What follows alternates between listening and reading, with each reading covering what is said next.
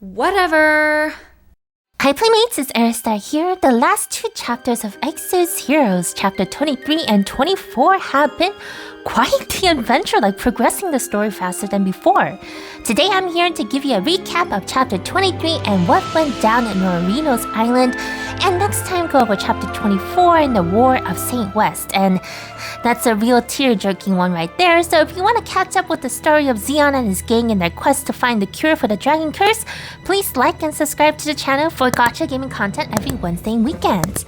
This video contains spoilers, so just definitely keep that in mind. Hopefully this will help players that have quit the game also kind of reconnect with your hero stories. So last time we were left with Zia Khan taking beat-through in the disarray that was caused by Shufraken attacking Pydus for one of the relics. I have a separate video on those chapters linked below if you'd like to catch up.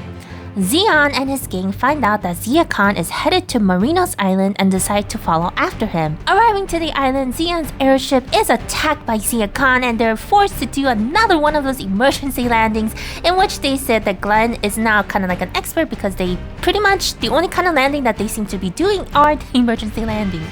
Liechtenstein, the Grand Master of the First Knights that protects the royal family of Marinos, comes to fight them, demanding Zeon to hand over the airship to them. Confused, but after winning the battle, Liechtenstein explains that the rebels led by Marquis Navarre had won the rebellion of Marinos Island, leaving Princess Rera, who had left the island on an adventure, the last surviving royal member of Marinos, and he needs Zeon's airship to go find her and bring her back to save the island.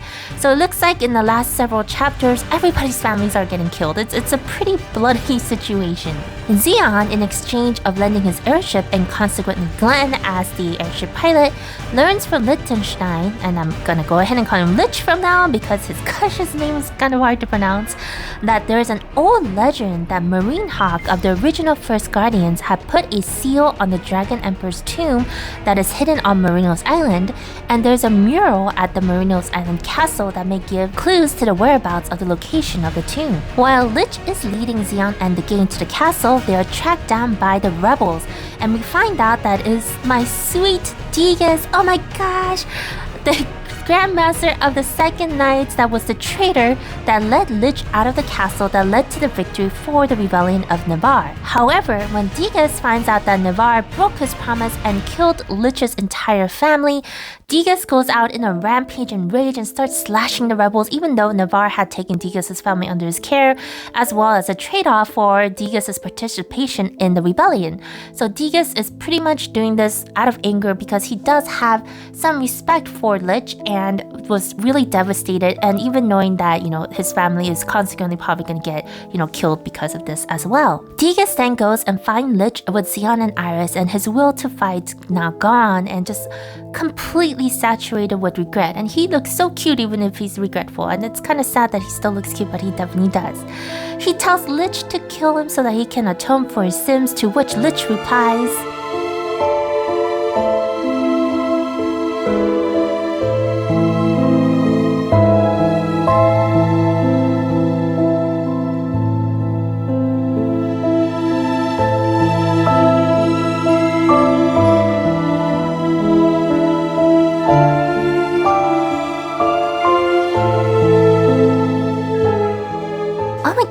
isn't that so cruel and so cool at the same time?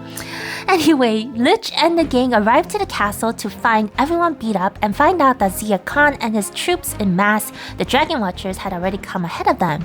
They fight the Dragon Watchers that are still remaining, who reveal that they're here to serve the Dragon Emperor Akor and that the humans had infested his lair.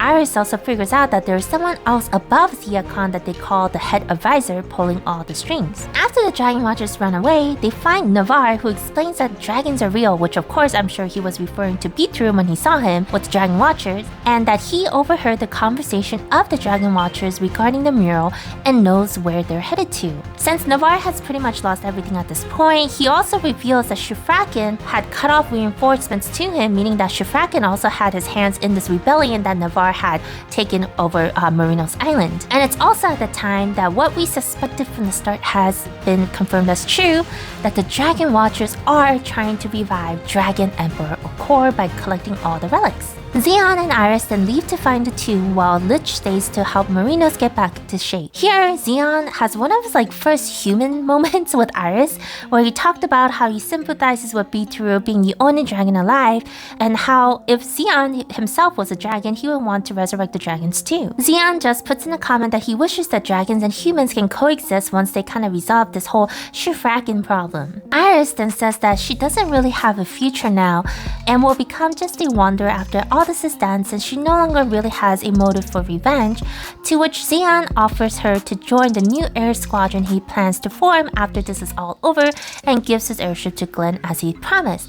So it's kind of like, one of those sweet moments. We knew that they kind of had a thing going on, but this is like the first area where they're kind of really together and really kind of conversing in somewhat of a sweet and weird kind of chemical romance thing that they're having. But anyway, as they're having their little banter, Yao comes and tells Zeon that the head advisor had told her to bring Zeon to him. After defeating Yao, we find out that the Dragon Watchers were also underdogs in pain, supposedly supported by all the kingdoms to keep them safe, but in reality just treated like dogs. So the Dragon Watchers are doing this so that they could bring justice to the continent and for themselves. To this, Zeon just kind of does this, nonchalant reply that, hey, I don't really care.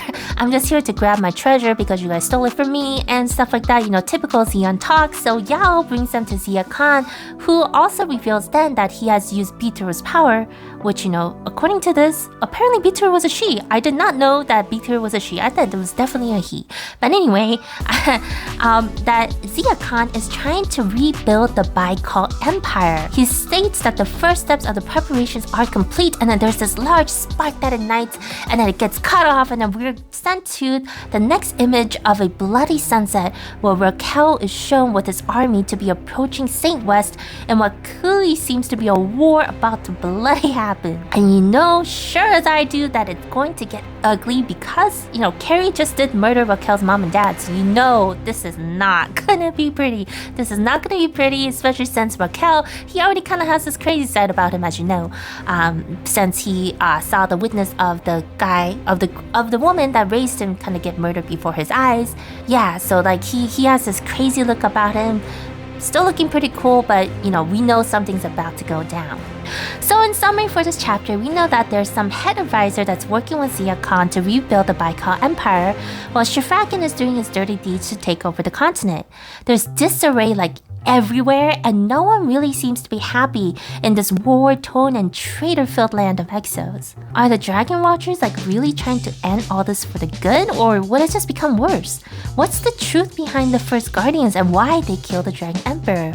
I'm also just a little tad confused in reality because the last few chapters make the story seem very linear instead of taking in the concept of the parallel universes, which we had previously seen and had been very apparent, especially in the core raids and in the general character bios of heroes like Scarlet. Were parallel universes created in the aftermath of killing Emperor Akor as a dragon curse, or has this been the cruel fate for mankind in general brought forth by the darkness in each of the people's hearts? Because let's just get real here. Almost every single hero that we have seen so far in Exos doesn't exactly have a clean past, none of them do. Goodness almost seems to be like a rarity in the land of Exos, and humanity is desperately trying to make the best of the hopelessness caused by the greed of the people and the rulers. I'm just so excited to tell you guys about what happened in chapter 24 next time too. So if you like Gacha gaming content, please consider leaving a like and subscribing. I post every Wednesday and weekends. Thank you all so much for watching. Stay safe and take care.